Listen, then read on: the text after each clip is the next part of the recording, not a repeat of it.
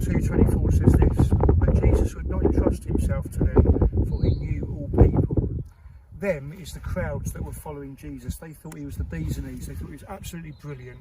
And it says he didn't trust himself to them because he knew them. Or in another version it says he knew their hearts. I thought in a way when I first read that, it's quite callous of Jesus.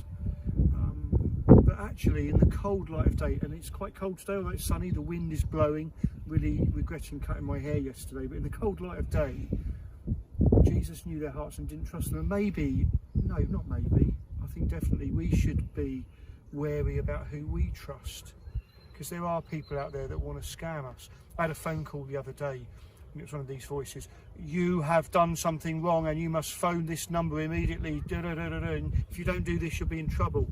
I didn't phone the number they'd given, I phoned back the number that had phoned me, and I said, "Why have you just phoned me?" What?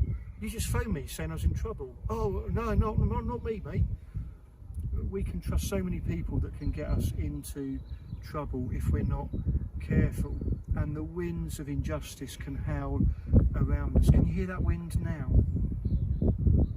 That wind in our hearts and souls can be constant as it howls around and we think, I've been duped, or even worse, I've been abused. This week we've been thinking in our service about wolves in sheep's clothing, sheep-shaped wolves. Jesus tells us to beware of prophets, of preachers, of leaders who actually want to do us harm.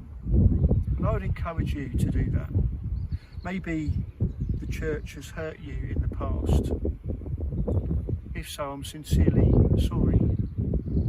It's not usually our intention, but sadly with some people it is.